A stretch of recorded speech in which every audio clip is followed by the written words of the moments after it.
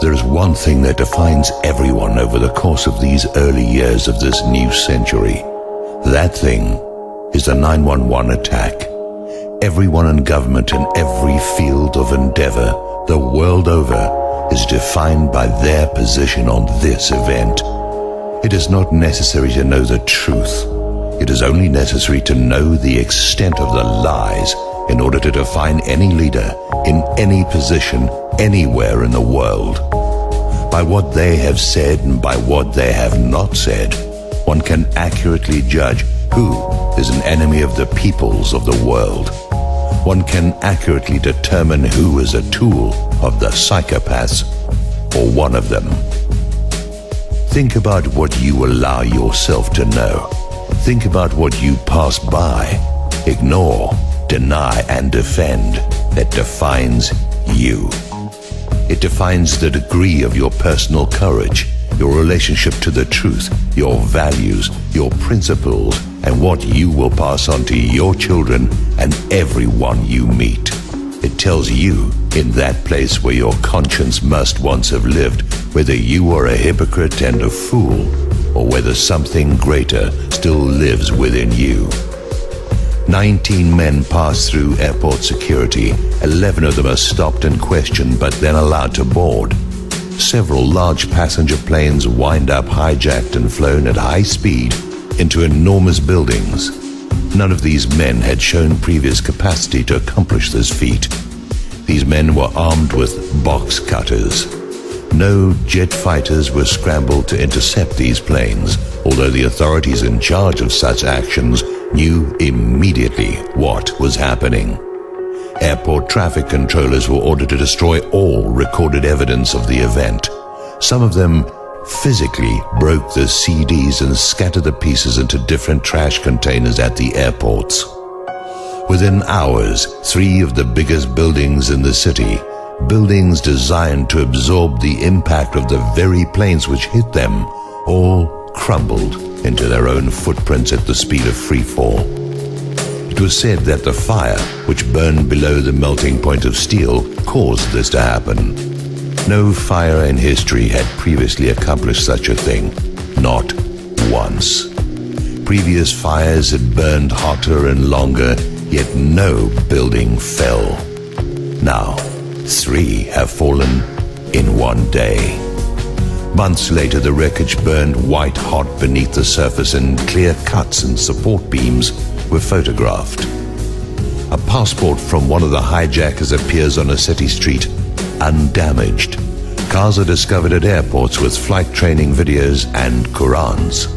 Apparently the men, who were deeply religious enough to give their lives to attack these buildings, thought nothing of leaving their sacred texts behind.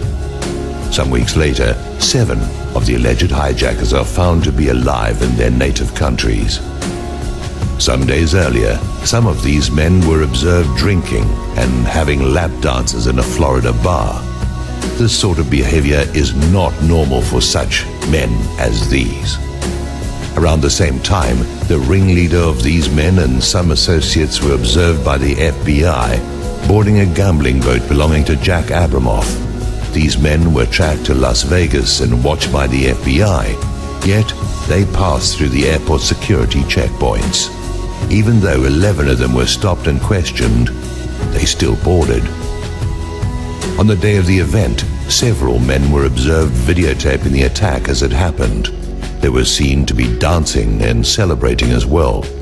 The police stopped and arrested them. They were found to be Mossad agents. Sometime later, they were quietly released and returned to their home country with no reasons given.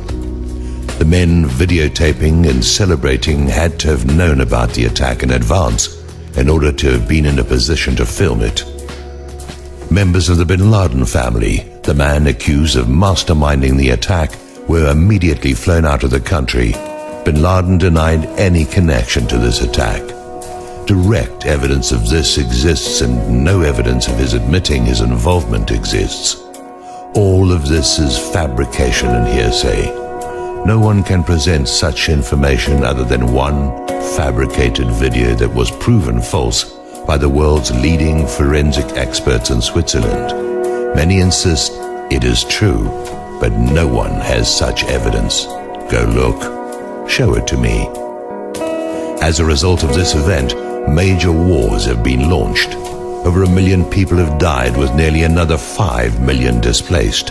An investigation was launched into the event against the wishes of the president and vice president and rubber-stamped with pre-dawn conclusions, even though the evidence did not support these conclusions. The wreckage was gathered together and shipped overseas. No one was allowed to investigate it. In every event in New York City, in a Pennsylvania field, at the Pentagon, all of the evidence is contradictory. The amount of evidence on every level that directly refutes what we have been told fills thousands of pages. Meanwhile, the administration and the Congress belligerently oppose any inquiry into the matter.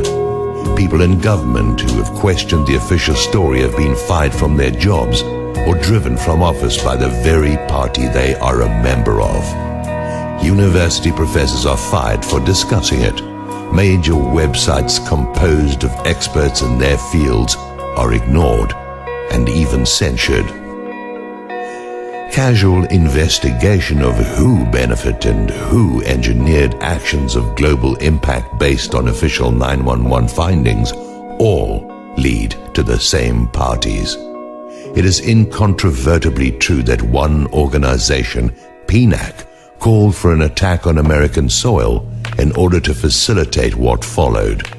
Members of this organization held key positions in and around the present administration. Therefore, here is what you must know, given that the official story is patently absurd. Anyone who promotes the official story, who accepts the official story, who oppresses those who doubt the official story, who does not question the official story, is involved or too stupid to pat their head and chew gum at the same time. Any presidential candidate who does not dispute the official story is a traitor to their nation and a tool of those who accomplished this attack. It all comes down to 911. Everything that has happened based on a lie. Everyone in government, in the media, in entertainment, in organized religion, in the public eye, and in the public who accepts and promotes the official story is either a traitor or a tool. Everyone who does not stand forth and speak truth to power is a coward, a liar, and complicit in mass murder. Everyone, everywhere, can be measured according to this litmus test.